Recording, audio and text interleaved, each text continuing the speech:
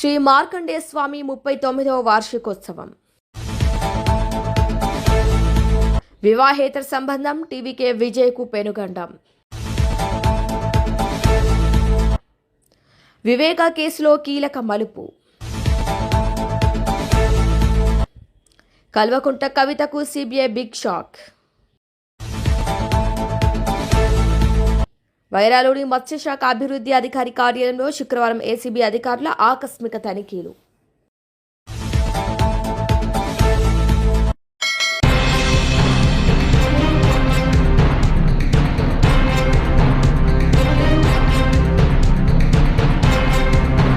సిద్దిపేట జిల్లా గజ్వేల్ ప్రజ్ఞాపూర్ మున్సిపల్ కార్యాలయంలో అధికారులకు వినతి పత్రం అందజేశారు బీఆర్ఎస్ యువ నాయకుడు ఎన్సీ సంతోష్. ఈ సందర్భంగా వారు మాట్లాడుతూ గత 6 ఏళ్లుగా కాలనీలో ఎలాంటి మున్సిపల్ అభివృద్ధి పనులు జరగలేదని, అలాంటప్పుడు ఇప్పుడు ఇంటి పన్ను కట్టాలని ఒత్తిడి చేయడం సమంజసం కాదని ఆయన పేర్కొన్నారు. R&R కాలనీని మున్సిపాలిటీలో విలీనం చేస్తూ వచ్చిన జీవో జనవరి 2026 నుంచి అమల్లోకి వచ్చిందని, కనీసం ఆ తేదీ నుంచి పన్ను వసూలు చేయాలని లేదా మానవతా దృక్పథంతో మరో 10 ఏళ్ల వరకు పన్ను మినహాయింపు ఇవ్వాలని కోరారు. తమ ఊరు, ఇల్లు, వ్యవసాయ భూములను వదులుకొని వచ్చిన నిర్వాసితుల త్యాగం వల్లే మల్లన్న సాగర్, కొండపోచమ్మ సాగర్ ప్రాజెక్టులు పూర్తయ్యాయని, తద్వారా నేడు రైతులు సుభిక్షంగా ఉన్నారని ఆయన గుర్తు చేశారు. మున్సిపల్ అధికారులు మొండిగా వ్యవహరించకుండా నిర్వాసితుల ఆర్థిక స్థితిగతులను పరిగణలోకి తీసుకుని వారికి ఊరట కలిగించాలని డిమాండ్ చేశారు. ఈ కార్యక్రమంలో 7వ వార్డు ప్రజలు, R&R కాలనీ వాసులు తదితరులు పాల్గొన్నారు. గజ్వేల్ ప్రజ్ఞాపూర్ మున్సిపాలిటీలో R&R కాలనీ సంబంధించినటువంటి ముంపు గ్రామాలు అన్నీ కూడా విలీనమైనాయని చెప్పేసి మనందరికీ తెలిసిన విషయమే. అయితే వాటిలో చాలా ప్రధానమైన సమస్యలు ఉన్నాయి. అందులో ముఖ్యంగా మున్సిపల్ ట్యాక్స్. నిజంగా R&R కాలనీలో ఉన్నటువంటి ప్రతి గ్రామం సంబంధించిన హౌస్ ట్యాక్స్ పై నిజంగా చాలా చర్చ జరుగుతుంది. R&R కాలనీ ప్రజలు గజ్వేల్ ప్రజ్ఞాపూర్ మున్సిపాలిటీకి వచ్చి 6 సంవత్సరాలు అవుతున్నప్పటికీ ఇప్పటి వరకు కూడా వారు గ్రామ పంచాయతీలో ఉన్నారో లేకపోతే మున్సిపల్లో ఉన్నారో నిజంగా వాళ్ళు తెలియకుండానే ఇన్ని రోజులు కూడా వాళ్ళు ముంగట్టుకు రావడం జరిగింది. అయితే గత కొన్ని సంవత్సరాల నుంచి కూడా 1-2 సంవత్సరాల నుంచి కూడా మున్సిపల్ నుంచి వాళ్ళకి ట్యాక్స్ విషయంలో ప్రెజర్ ఉండడంతో ఈరోజు మేము ఎర్రవల్లి సింగారం గ్రామం నుంచి మీ అందరం కూడా మున్సిపల్ ఆఫీస్కి రావడం జరిగింది. అయితే ఇందులో ఉన్న ప్రధాన సమస్య ఏంటి అంటే యాక్చువల్గా వీళ్ళు 6 సంవత్సరాలు గజ్వేల్ ప్రజ్ఞాపూర్ మున్సిపాలిటీకి వచ్చి 6 సంవత్సరాలు అయినప్పటికీ మన గజ్వేల్ ప్రజ్ఞాపూర్ మున్సిపాలిటీ నుంచి వెళ్ళి ఎటువంటి సర్వీసెస్, పబ్లిక్ సర్వీసెస్ కావచ్చు లేకపోతే సిటిజన్ సర్వీసెస్ కావచ్చు, ఎటువంటి సర్వీసెస్ కూడా R&R కాలనీ ప్రజలకు అందలేదు. అంటే ఒక బర్త్ సర్టిఫికేట్ తీసుకోండి, ఒక డెత్ సర్టిఫికేట్ తీసుకోండి, లేదా మున్సిపల్ నుంచి కావాల్సిన ఒక ప్రధాన సమస్యలు ఏవి కూడా మున్సిపల్ నుంచి వెళ్ళి R&R కాలనీ ప్రజలకు ఇన్ని రోజులు కూడా అందలేదు. అయితే అది కాక 2026 జనవరిలో మాత్రమే R&R కాలనీకి సంబంధించిన విలేజ్లన్నీ కూడా గజ్వేల్ ప్రజ్ఞాపూర్ మున్సిపాలిటీలో విలీనమవుతున్నట్టు, లేకపోతే వార్డు డివిజన్, వార్డు బౌండరీస్ మనకు ఏర్పరిచినట్టు మనకు జీవో వచ్చిన సంగతి మనందరికీ తెలిసిన విషయమే. అయితే 2026లో వచ్చిన జీవో దానికి అనుగుణంగా కాకుండా వీళ్ళందరికి సంబంధించిన ఇంటిపై 2023 నుంచి కూడా ట్యాక్స్ ఉండడం నిజంగా చాలా బాధాకరమైన విషయం. వాళ్ళందరికీ కూడా ఈ విషయంలో తగు న్యాయం జరగాలి. ఎందుకంటే వాళ్ళకి ఇన్ని సంవత్సరాల నుంచి కూడా మున్సిపల్ నుంచి ఎటువంటి సర్వీసెస్ అందలేదు. పైగా వీళ్ళని కేవలం 2026 జనవరిలో మాత్రమే వీళ్ళ ముంపు గ్రామాలన్నీ కూడా మన మున్సిపల్లో యాడ్ చేసినట్టు జీవో విడుదల చేయడం జరిగింది. దీనికి సంబంధించి ఈరోజు మన గజ్వేల్ ప్రజ్ఞాపూర్ మున్సిపాలిటీ యొక్క చైర్మన్ చందన రవి గారిని, అలాగే పద్మాబాయి వైస్ చైర్మన్ పద్మాబాయి కళ్యాణ్ గారిని కలిసి వినతి పత్రం ఇవ్వడం జరిగింది. ఎందుకంటే మాకు జీవో వచ్చిందే ఈ సంవత్సరం, దానికి ముందు మనకు 2-3 సంవత్సరాల నుంచి కూడా ట్యాక్స్ కట్టడం అనేది నిజంగా అది న్యాయబద్ధమైన రిక్వెస్టే. అందరం కూడా అంటే R&R కాలనీకి సంబంధించిన ఎటువంటి సమస్యనైనా అందరం కూడా ఒకసారి ఆలోచించాలి. ఇది పార్టీలకు అతీతంగా అటు బీఆర్ఎస్ గవర్నమెంటే కావచ్చు, కాంగ్రెస్ పార్టీ కావచ్చు, లేదా బీజేపీ పార్టీ కావచ్చు, R&R కాలనీకి సంబంధించిన సమస్యలపై పార్టీలకు అతీతంగా ముందడికి వచ్చి వాళ్ళ సమస్యలను తీర్చే ఆవశ్యకత ఎంతైనా ఉంది. ఇది అందరూ కూడా గమనించాలి. ఎందుకంటే వారి సమస్యలు వర్ణనాతీతం. అది అందరం కూడా రాజకీయంకి అతీతంగా ఆ సమస్యలపై పోరాడితేనే వాళ్ళకు తగిన న్యాయం చేకూర్చిన వాళ్ళ మొత్తం. ఎందుకంటే ఎన్నో కష్టాలను నోచుకొని ఎన్నో త్యాగాలను నోచుకుని వాళ్ళు గజ్జలకు రావడం, వాళ్ళ ద్వారా ఒక కాళేశ్వరమైన ఒక బృహత్తమైన ప్రాజెక్టు తెలంగాణ రాష్ట్రానికి అందించడం అనేది నిజంగా ఒక మంచి చర్య. సో ఖచ్చితంగా గజ్వేల్ పెగ్నాపూర్ మున్సిపాలిటీలోని ప్రతి ఒక్కరి మీద ఒక బాధ్యత ఉంది. ఏంటి, పార్టీలకు అతీతంగా R&R కాలనీకి సంబంధించిన ప్రజలకు మన నుంచి ఖచ్చితంగా ఏదో విధంగా సహాయపడే విధంగా మన మైండ్ సెట్ కావచ్చు, మన కార్యాచరణ కావచ్చు ఉండాలని చెప్పి సందర్భంగా తెలియజేస్తున్నాం. గజ్వేల్ పెగ్నాపూర్ కాంగ్రెస్ పార్టీ ఇన్ఛార్జ్ నర్సిరెడ్డి గారికి, అలాగే మన బీఆర్ఎస్ పార్టీ ఇన్ఛార్జ్ ప్రతాపన్న గారికి, అలాగే బీజేపీ పార్టీ నాయకులను కూడా ఒకరే కోరుతున్నాను, పార్టీలకు అతీతంగా R&R కాలనీకి సంబంధించిన ఎటువంటి సమస్య అయినా, ముఖ్యంగా ఇప్పుడు ట్యాక్స్ విషయంలో కూడా ఇంతకుముందు రిప్రజెంటేషన్ ఇచ్చాము. దయచేసి అందరం కలిసి కలెక్టర్ ఆఫీస్ని అడుగుదామా, లేకపోతే కన్సర్న్ మినిస్టర్ని అడుగుదామా, లేకపోతే గవర్నమెంట్ దగ్గరికి వెళ్దామా, సమస్యను దానిపై యుద్ధ ప్రాతిపదికన పనిచేసి వీళ్ళకందరూ కూడా సమన్యాయం జరిగే విధంగా, ఈ విషయంలోనే కాకుండా వాళ్ళకి మున్సిపల్లో ఇక్కడికి వచ్చినప్పటి నుంచి కూడా పెన్షన్ల విషయం కూడా తగిన న్యాయం జరగలేదు. దయచేసి అందరం కలిసి ఎక్కడికక్కడ గ్రామ కమిటీలు పెడదామా, లేకపోతే కులాల వారీగా మనం కమిటీలు వేసుకుందామా, వాళ్ళకున్న సమస్యలు ఏంటి, అసలు వాళ్ళకున్న సమస్యలపై మనం ఒక సెంట్రలైజ్ డిపాజిట్ క్రియేట్ చేసి ప్రతి ఒక్క సమస్యపై అందరం కలిసి పోరాడితేనే వాళ్ళకి తగు న్యాయం చేసిన వాళ్ళు అవుతాము. దయచేసి అందరూ కూడా రాజకీయానికి అతీతంగా అందరం కూడా R&R కాలనీకి సంబంధించిన సమస్యలపై పోరాడాలని సందర్భంగా తెలియజేస్తూ, ట్యాక్స్ విషయంలో అట్లీస్ట్ ఈ ట్యాక్స్ విషయంలో వాళ్ళు 2 years కూడా ఈ ట్యాక్స్ ఎగ్జామ్స్ చేసే విధంగా నన్ను అడిగితే, ఇంకా వాళ్ళందరి కోరిక మేరకు ఇంకో 5 years ఎప్పుడైతే తెలంగాణ ఆంధ్రప్రదేశ్ మనకు విడిపోయినప్పుడు ఆంధ్రప్రదేశ్కి ఏ విధంగా అయితే 10 సంవత్సరాలు స్పెషల్ రాయితీని ఇచ్చారో ఆ విధంగా R&R కాలనీ కూడా గవర్నమెంట్ ముందడికొచ్చి, అలాగే ఇక్కడ నాయకులందరూ కూడా ముందడికొచ్చి వాళ్ళకి తగు న్యాయం అయ్యే విధంగా కార్యాచరణ ఉండాలని సందర్భంగా తెలియజేస్తూ, ఏదేమైనప్పటికీ బీఆర్ఎస్ పార్టీ మాత్రం R&R కాలనీ విషయంలో ఎప్పుడు కూడా ప్రతి సమస్యపై ముందుంటుందని తెలియజేస్తూ నమస్కారం తెలియజేస్తూ థ్యాంక్ యూ.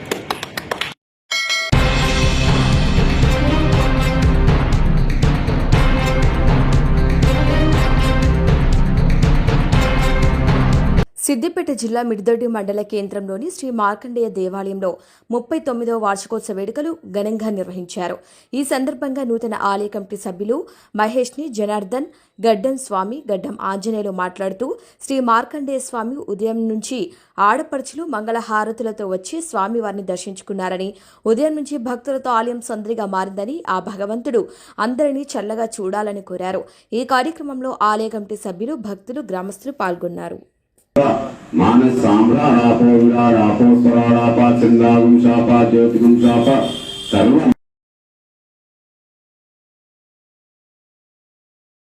देवारिने दूर्वारो हंत पुष्पिनी आर्द्राच्च पुंडरीक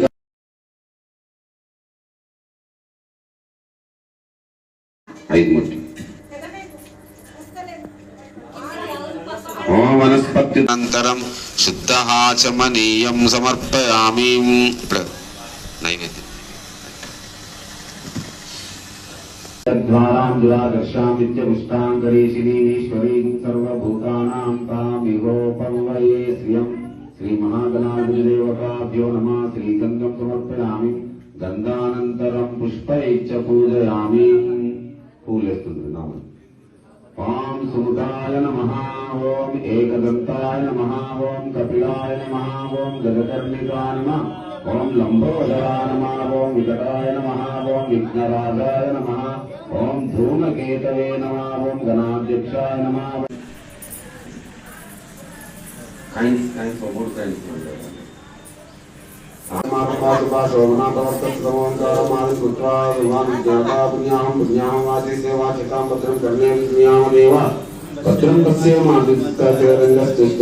सवितानो दीर्घमायुगुं वारिस्ताकुताय दिनांपतये नमो. नमः शिवाय ओम नमः शिवाय ओम नमः शिवाय ओम नमः शिवाय नमः शिवाय ओम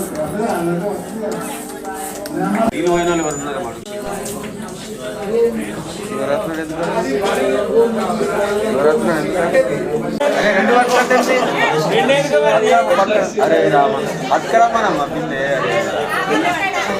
నీళ్ళు కావాలి లోపల రాదు ఇట్రా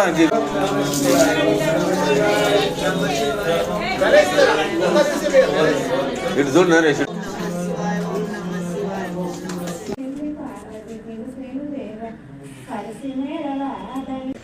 అయితే పరీక్షలు చేసారు ఇక ఈడైతే అదే కరెక్ట్.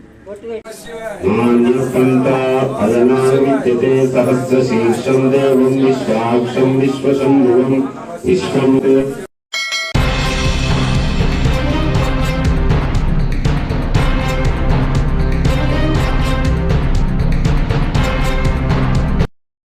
తమిళ star hero Tamilaga Vettri Kazhagam party అధ్యక్షుడు దళపతి విజయ్ వ్యక్తిగత జీవితంలో తలెత్తిన సంక్షోభం ఇప్పుడు కోలీవుడ్తో పాటు రాజకీయ వర్గాల్లోనూ పెను ప్రకంపనను సృష్టిస్తోంది. విజయ్ భార్య సంగీత విడాకులు మంజూరు చేయాలని కోరుతూ చెంగల్పట్టు ఫ్యామిలీ కోర్టులో పిటిషన్ దాఖలు చేయడం సంచలనంగా మారింది. గత 26 ఏళ్లుగా ఆదర్శ దంపతులుగా ఉన్న వీరి మధ్య విడాకుల అంశం తెరపైకి రావటం అభిమానులను తీవ్ర దిగ్భ్రాంతికి గురిచేస్తోంది. సంగీత తన పిటిషన్లో విజయ్పై తీవ్రమైన ఆరోపణలు చేసినట్లు తమిళ మీడియా కథనాలు పేర్కొంటున్నాయి. విజయ్ ఒక ప్రముఖ సినీ నటితో వివాహేతర సంబంధం పెట్టుకున్నారని, ఆ కారణంతోనే తాను విడాకులు కోరుతున్నానని ఆమె కోర్టుకు విన్నవించినట్టు తెలుస్తుంది. 2021లోనే ఈ విషయం బయటపడినప్పటికీ విజయ్ తన ప్రవర్తన మార్చుకోలేదని, సదరు నటితోనే కలిసి ఉంటున్నారని సంగీత ఆరోపించినట్టు సమాచారం. ఈ పరిణామం విజయ్ నైతిక విలువలను ప్రశ్నించేలా చేస్తోంది.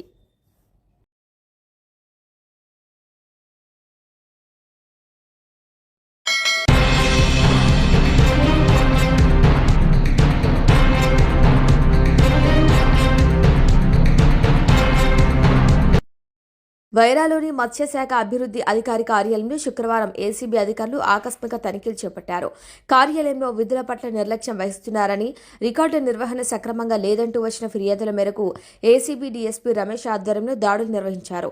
రికార్డు పరిశీలన ఉదయం నుంచే కార్యాలయానికి చేరుకున్న అధికారులు, సిబ్బంది హాజరు పట్టికతో పాటు కీలక దస్త్రాలను క్షుణ్ణంగా పరిశీలించారు. ఈ సందర్భంగా డీఎస్పీ రమేష్ మాట్లాడుతూ మత్స్యశాఖ కార్యాలయంపై అనేక ఆరోపణలు వస్తున్న నేపథ్యంలో ఈ సర్ప్రైజ్ రైడ్ చేశామన్నారు. విధుల్లో అలసత్వం వహించినా, రికార్డుల్లో అవకతవకలకు పాల్పడినా కఠిన చర్యలు తీసుకుంటామని హెచ్చరించారు. లంచం అడిగితే 1064కు కాల్ చేయండి. ప్రభుత్వ కార్యాలయాల్లో పనుల కోసం ఏ అధికారి అయినా, సిబ్బంది అయినా లంచం డిమాండ్ చేస్తే వెనకాడకుండా ఫిర్యాదు చేయాలని ఆయన కోరారు. ఏసీబీ టోల్ ఫ్రీ నెంబర్ అయిన 1064 ఈ నెంబర్కు సమాచారం అందించి అవినీతి రహిత సమాజానికి సహకరించాలని డీఎస్పీ విజ్ఞప్తి చేశారు. ఈ తనిఖీలో పలువురు ఏసీబీ అధికారులు పాల్గొన్నారు.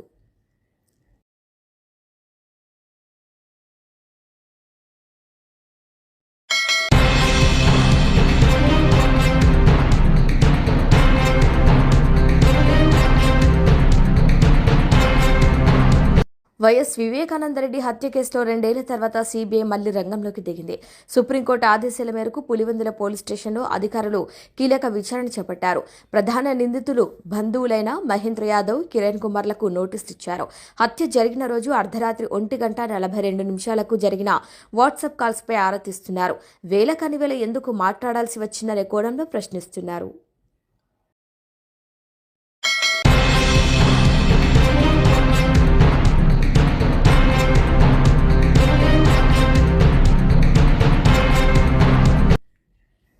ఢిల్లీ లిక్కర్ స్కామ్లో ఎమ్మెల్సీ కవితకు ఊరట లభించిన కొద్ది గంటల్లోనే సీబీఐ షాక్ ఇచ్చింది. నిందితులందరినీ విడుదల చేస్తూ ట్రయల్ కోర్టు ఇచ్చిన తీర్పును సవాల్ చేస్తూ సీబీఐ ఢిల్లీ హైకోర్టులో పిటిషన్ దాఖలు చేసింది. మద్యం విధానం రూపకల్పనలో అక్రమాలు జరిగాయని, కవిత పాత్రపై కీలక ఆధారాలు ఉన్నాయని సీబీఐ వాదిస్తోంది. ఈ అప్పీల్తో కవితకు మళ్లీ చిక్కులు మొదలయ్యే అవకాశం ఉంది.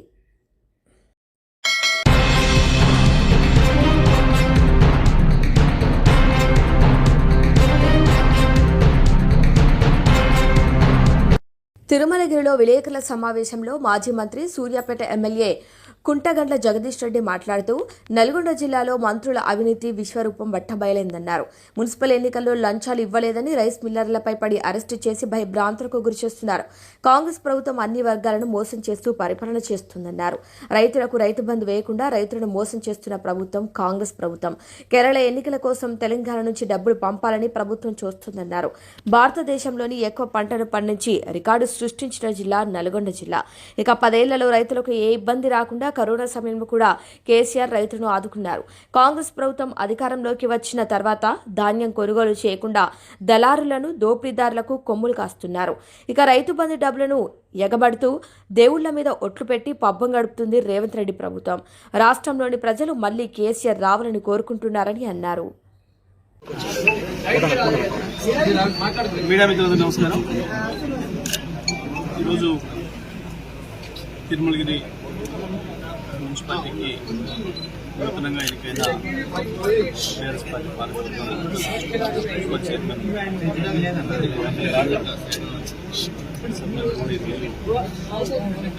ఆఫీస్ చేయడం జరిగింది. ఈరోజు బాధ్యత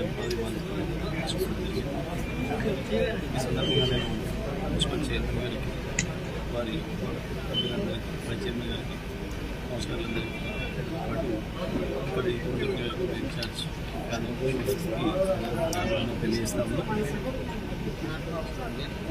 ఎవరు ఎన్ని ప్రలోభాలకు గురి చేసినా, కాంగ్రెస్ ప్రభుత్వం ఎంత దుర్మార్గాలకు గురిగడినా, ఎన్ని దౌర్జన్యాలు చేసినా, ఎన్ని కేసులు పెట్టి ఎన్నికల్లో అక్రమాలు చేసినా, అవినీతిలో సంపాదించిన వందలాది కోట్లు తీసుకొచ్చి కుమ్మరించిన ఇక్కడ తిరుమలగిరి ప్రజలు మాట్లాడడం మనకు చెప్పు చేతులనే అభిమానాన్ని చూపించింది.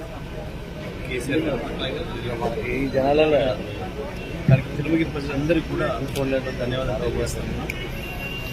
తప్పకుండా ఈ పాలకవర్గం వాళ్ళ విధి నిర్వహణలో విజయం సాధించాలని పోతే రాష్ట్రంలో ఇవాళ మొన్న చూసిన ఎన్నికల ముందట ప్రతి ఎన్నికలకు ఆపద్ముక్తులాగా ముఖ్యమంత్రి ఇస్తున్న హామీలు, చేస్తున్న వాగ్దానాలు ప్రతి నిమిషం మోసమే చేసుకుంటూ ఉన్నారు. మున్సిపల్ ఎన్నికల్లో కూడా మున్సిపాలిటీ రాకుండా పక్క గ్రామాలకు వచ్చిన వంకతోని అన్ని నిబంధనలు ప్రత్యేకించి నల్లగొండ జిల్లాలో మంత్రుల అవినీతి విశ్వరూపం బట్టబయలైతా ఉంది. మొన్న మున్సిపల్ ఎన్నికల్లో కూడా డబ్బులు అడిగి, లంచాలు అడిగి ఇవ్వలేదని చెప్పి పాపం రైస్ మిల్లర్ల మీద పడి దుర్మార్గంగా అరెస్టులు చేసి, కుటుంబ సభ్యులతో సహా అరెస్ట్ చేసి జైల్లో పంపి పనిచేస్తూ ఉన్నారు.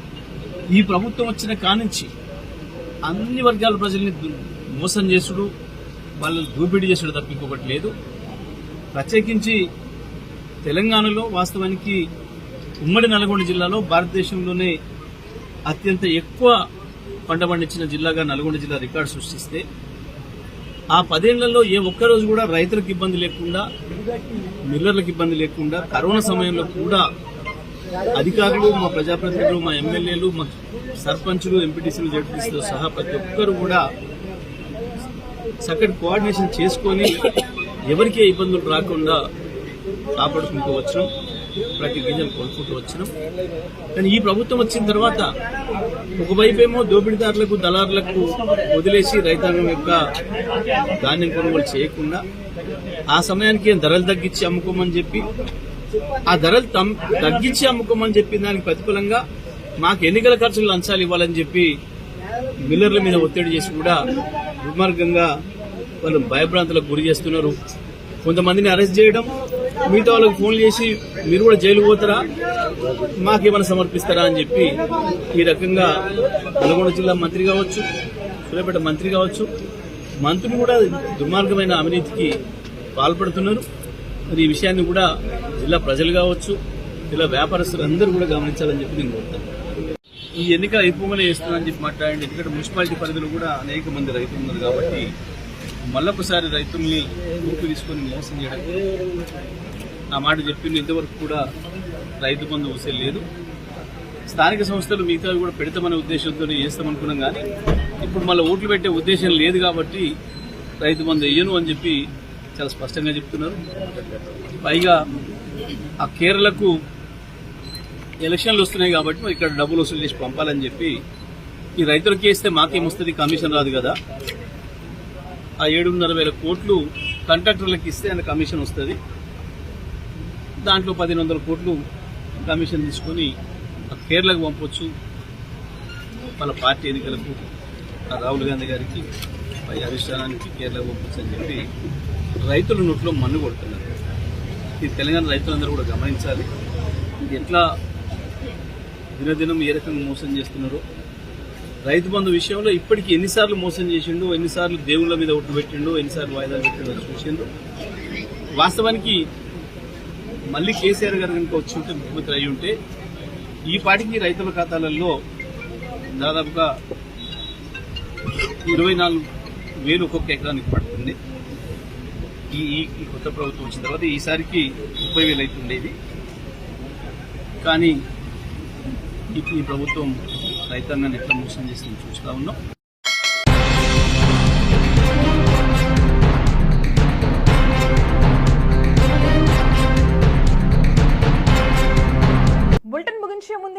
మరొకసారి.